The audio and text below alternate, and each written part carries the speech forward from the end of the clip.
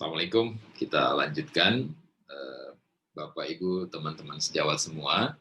Sekarang kita tiba pada 3 aspek dalam proses coaching. Nah, ini yang akan terus menjadi guideline sampai kita menyelesaikan sesi ini.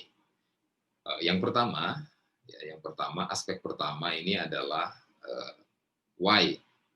Ya, why ini adalah ini kita mendapatkan kejelasan mengapa coaching ini dilakukan. Tujuan yang ingin dicapai.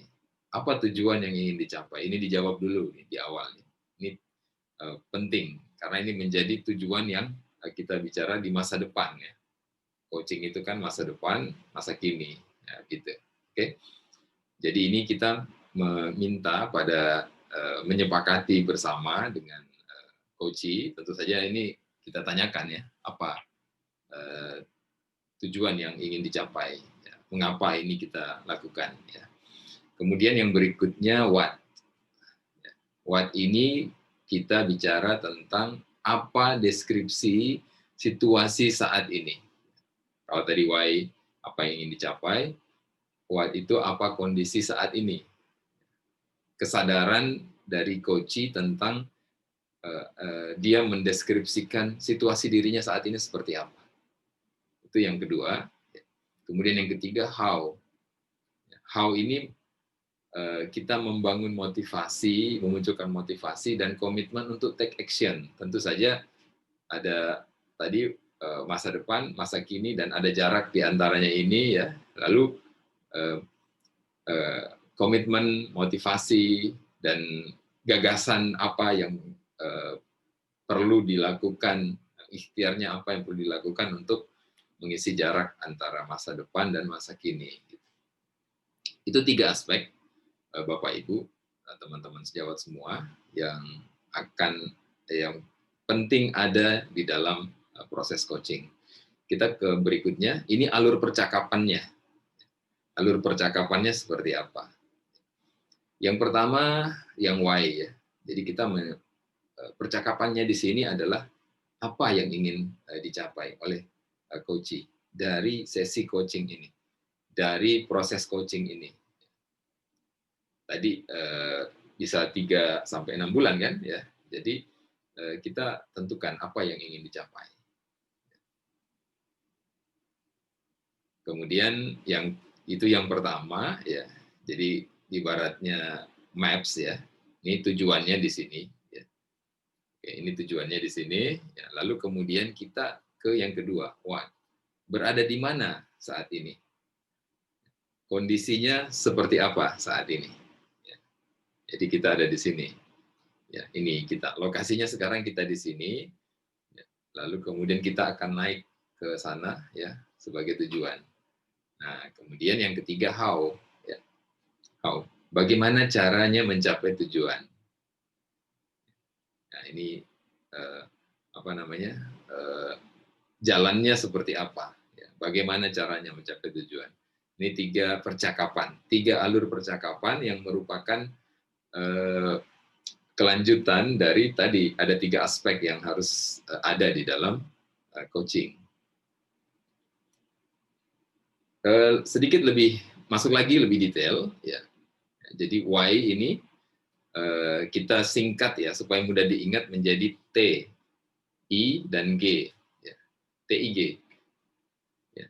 Jadi yang pertama why. Why ini adalah menentukan tujuan dan hasil yang ingin dicapai dari sesi coaching ini. Tujuan T. Ya, kemudian yang kedua ya ini identifikasi ya. Identifikasi dan pemetaan kondisi saat ini serta mendapatkan gambaran apa yang dibutuhkan untuk mencapai kondisi ideal yang diharapkan. Ya, jadi kalau sudah jelas tadi T-nya di atas, tujuannya itu, ya, lalu kita identifikasi saat ini kita kondisinya seperti apa, dan kemudian kita menyepakati menggambarkan ya, menggambarkan apa yang dibutuhkan untuk mencapai kondisi ideal ini. Ya. Identifikasi I. Kemudian yang ketiga G-nya. Nah, G-nya ini gagasan. Gagasan alternatif solusi, kita juga bisa berbagi pengalaman, merumuskan tindakan ya sebagai kelanjutan nanti dari setelah sesi coaching ini selesai, apa yang akan dikerjakan. Nah, 3 hal ini alur percakapannya ya, yang lebih detail tadi ya. Oke, jadi kembali lagi tujuannya mau kemana ini, ya, hasilnya apa yang mau dicapai. Ya, lebih baik lagi kalau sudah ditentukan indikatornya apa nanti, indikator bahwa sudah tercapai tujuannya, ya, kemudian melakukan identifikasi pemetaan kondisi saat ini, serta gambaran apa yang dibutuhkan untuk mencapai kondisi ideal atau T tadi, ya. Kemudian G, gagasannya bagaimana. Bisa dibedakan ya, tujuan, kemudian identifikasi, dan gagasannya bagaimana. Ya, oke. Ini kita sebut TIG. Ini simulasinya, ya memang akan lebih menarik kalau kita melakukan simulasi. Ada simulasi-simulasi, ini akan lebih menarik. Ini contoh ya, ini contoh simulasi antara coach dan coachee. Ini dengan simulasi pertama. Ya. Kita sekarang ada di T ya, di T. T itu adalah tujuan. Kita bisa menyampaikan seperti ini. Jadi apa yang ingin Anda capai di sesi coaching ini? Bisa disampaikan apa tujuan Anda, tujuannya apa sesi coaching ini, kemudian coachee-nya menjawab, dia memberikan jawaban. Oke, setelah itu kita sebagai coach ya, beranjak ke I, identifikasi. Silakan mungkin Anda bisa menggambarkan bagaimana situasinya saat ini. Situasi Anda saat ini, situasi lingkungan. Ya. Bagaimana situasinya? Silakan. Ya. Lalu kemudian setelah dia menjawab, ya kita bisa tambahkan juga dengan bagaimana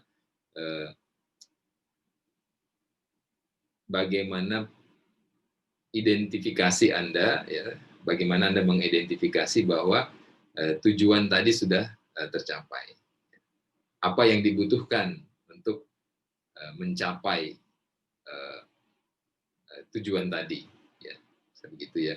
Kemudian ini G, apa yang dapat Anda lakukan. Jadi apa yang dapat Anda lakukan sekarang? Tujuannya sudah jelas. Kemudian apa yang dibutuhkan juga untuk mencapai kondisi ini juga sudah. Ya, kemudian apa yang bisa Anda lakukan? Ya, ya, misalnya yang ingin dicapai adalah saya itu ingin tim saya bisa lebih baik dalam perencanaan, bisa lebih baik dalam perencanaan budget misalnya. Lalu bagaimana kondisinya saat ini? Kondisinya saat ini, ya I-nya ya, I-nya saat ini kami tidak ada pengendalian pada budget di unit kami itu tidak bisa ada filternya, tidak ada patokannya begitu. Nah, jadi apa yang dibutuhkan supaya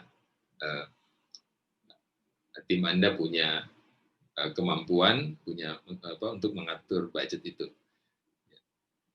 Ya, dia mungkin akan menjawab, ya kita perlu paham ilmunya. Oke, kalau perlu paham ilmunya, apa yang dapat Anda lakukan? Ya, mungkin dia akan jawab, kita perlu pelatihan. Pelatihan apa? Ya, dia akan mendeskripsikan ya. Mungkin pelatihan bagaimana pertama membuat perencanaan, lalu kemudian bagaimana disiplin dengan rencana yang sudah dibuat. Gitu. Nah, dan terakhir kita menanyakan, apa kesimpulan Anda dari hasil coaching kita hari ini? Apakah sudah cukup jelas? Gagasannya sudah ada, tahapan-tahapan kerjanya sudah ada, sudah jelas apa yang akan dikerjakan untuk mencapai tujuan yang sudah ditetapkan tadi. Ya. Kita perlu tanyakan ini. Kalau belum baik, kalau belum, tapi waktunya sudah habis, ya kita akan lanjutkan di kesempatan yang berikutnya. Ya. Tentu saja dengan tadi sudah dicatat apa saja yang sudah dicapai kan dalam sesi coaching saat itu. Ya, ini simulasi pertama. Nah, simulasi kedua, coach itu bisa menyampaikan beberapa pertanyaan, bukan hanya satu ya dalam setiap bagian dalam T, I, dan G-nya. Ya. Misalnya di sini ya, apa yang ingin dicapai dia jawab, kemudian kita menguatkan lagi apa dampaknya ketika keinginan itu bisa tercapai. Tentu saja ada ada kesenangan ya, ada kebanggaan, mungkin dia akan menjawab begitu. Ini untuk menegaskan lagi bahwa tujuannya yang ingin dia capai itu memang sesuatu yang bermakna, sesuatu yang punya daya tarik ya bagi dia. Ya. Kemudian bagaimana situasinya saat ini? Idealnya apa yang Anda harapkan? Ya. Apa yang ingin dan apa yang idealnya? Ini bisa ditambahkan pertanyaan-pertanyaannya, simulasi. Kemudian sama ini dengan yang tadi, apa yang Anda lakukan? Ya. Kemudian kalau dia sudah menyampaikan satu alternatif, gagasan, kita bisa tanya apa lagi? Selain itu mungkin ada lagi yang lain. Terus digali begitu. Kemudian di ujungnya kita tanya apa kesimpulan Anda dari hasil sesi coaching kita hari ini. Ini simulasi-simulasinya. Akan sangat baik jika ini nanti dipraktekkan ya. Baik, ini fokus ya, ini fokus pada apa ya dalam sesi coaching itu apa yang kita fokuskan. Kita fokusnya pada coaching-nya, bukan pada solusi. Jadi kita fokus pada coaching, bukan pada solusi. Nah, ini tantangan bagi kita yang sebagai pimpinan kemudian menjadi coach juga. Tarikannya itu kita akan lebih fokus pada solusi biasanya. Jadi kita ingin segera tiba pada solusi. Padahal kalau bicara coaching, kita fokus pada coaching. Bagaimana coaching itu punya struktur berpikir yang runut begitu. Kemudian dia bisa mendefinisikan sendiri apa solusinya. Kita membimbing dia untuk sampai pada tahapan itu, sampai dia kemudian bisa merumuskan sendiri solusinya. Ya tentu kita juga boleh ya memberikan ilustrasi-ilustrasi untuk memancing keluarnya solusi itu dari yang bersangkutan. Karena sebenarnya pada umumnya mereka punya solusinya, ya cuma seringkali perlu di guide gitu ya. Ini penting ya bagi kita sebagai pimpinan yang juga menjadi coach ya. Karena coaching-nya adalah staf kita. Ya, kalau kita terbiasa dengan pola perintah-perintah, maka ini tentu sesuatu yang perlu latihan, perlu kesabaran ini ya. Kesabaran dan latihan tingkat tinggi ya. Baik. Kemudian kita supaya bisa fokus pada coaching, ya, maka kita mengkondisikan diri kita untuk mengidentifikasi betul apa sebenarnya yang dia butuhkan. Apa yang dibutuhkan oleh coach itu? Apakah dia membutuhkan arahan? Dia tidak tahu arah, ya, sehingga dia membutuhkan kita sebagai pemimpin dan juga coach-nya memberikan arahan, ini kita mau kemana? Ya. Apakah dia butuh support? Ya. Dia tahu arahnya, dia juga punya ide, ya. Tapi dia merasa tidak mendapatkan dukungan yang cukup untuk mengembangkan ide-idenya. Ya saya punya ide Pak, tapi saya merasa tidak didukung. Saya juga tahu kita arahnya mau kemana, tapi saya merasa saya tidak didukung, gitu. Tidak diberikan support, gitu. Dibiarkan sendirian, gitu. Nah, ini kita perlu tahu ya, karena akan berbeda pendekatannya. Kemudian apakah dia malah membutuhkan kejelasan, kejelasan tentang posisinya dia, ya, kejelasan tentang tugas, ya. Dia tahu arahnya, dia juga punya ide, tapi dia merasa kita di sini nih nggak jelas apa sih sebenarnya batasan eh, batasan otoritas gitu. Terlalu banyak hal-hal yang membebani dia yang tidak jelas, hal-hal yang tidak jelas. Jadi dia perlu mendapatkan kejelasan. Nah, ini perlu perlu diidentifikasi apa yang dibutuhkan oleh yang bersangkutan ini. Oke, kemudian sebagai coach, nah lakukanlah 3 hal ini. Ya, yang pertama, ya, kita perlu hadir, presence. Kita perlu hadir supaya kita mengirim pesan ke coaches yang sekaligus staff kita itu bahwa kita ada untuk membersamai dia. Kita membersamai dia dalam tahapan-tahapan perjalanan ininya, perjalanan dia mencapai tujuannya lah begitu. Ya. Kemudian active listening, ya, kita mendengarkan, beda tadi antara listening dan hearing, ya. Kita mendengarkan dan merespon dengan tepat, dengan respon yang mengirim pesan bahwa kita memperhatikan apa yang dia sampaikan dan kita bersungguh-sungguh, ya, mendengarkan, ya, gitu. Active listening. Kemudian yang ketiga, powerful questioning. Pertanyaan-pertanyaan yang kita ajukan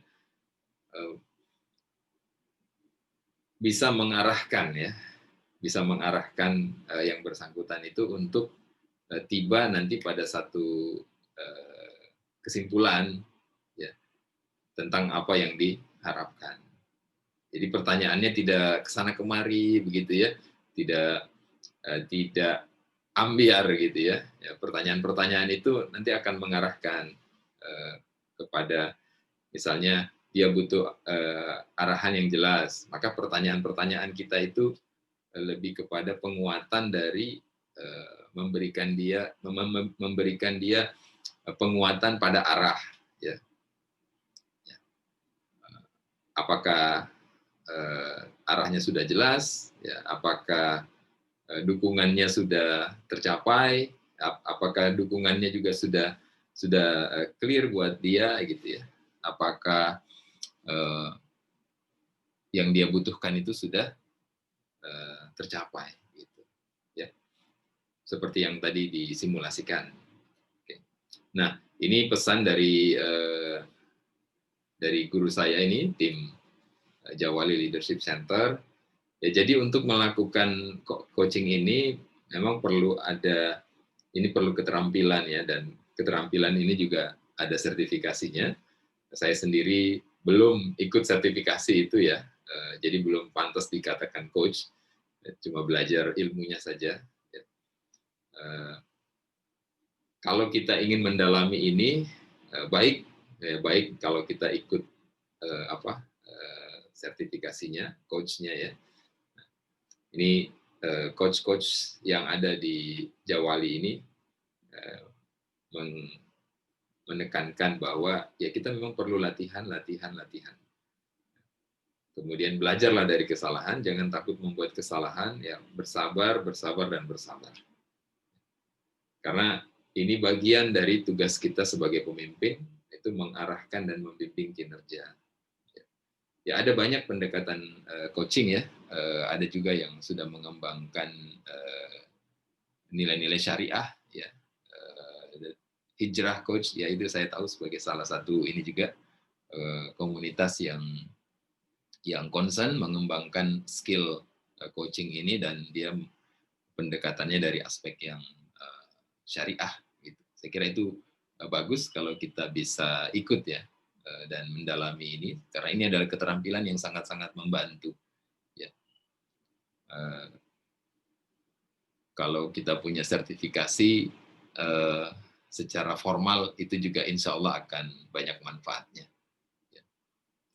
Tapi yang penting adalah latihan, latihan, latihan. Punya sertifikatnya tapi nggak latihan, tidak mengerjakan, ya hasilnya juga nggak optimal. Ya. Kalau kita sudah terlatih, berlatih, kemudian punya sertifikatnya, ini sertifikasinya itu gabungan yang sangat-sangat baik ya bagi kita. Insya Allah manfaatnya lebih besar. Baik, mohon izin menyampaikan satu garis bawah ya dari modul ini, ya, bahwa bimbingan kinerja, ya, bahwa pemimpin yang mengharapkan kinerja timnya mencapai target, namun tidak melakukan bimbingan kinerja, itu ibarat orang tua yang ingin anaknya pandai, namun orang tua itu tidak pernah mengajarkan sesuatu kepada anaknya. Dia berharap anaknya ya tumbuh apa adanya saja, tapi dia ingin anaknya pintar, anaknya mencapai ini dan itu, tapi dia tidak mengajarkan sesuatu kepadanya. Sesuatu yang tidak masuk akal kali ya. Orang tidak pernah diajari tapi berharap pintar. Tentu saja kalau kita ingin berharap anak kita pintar, kita harus mengajari dia. Oke.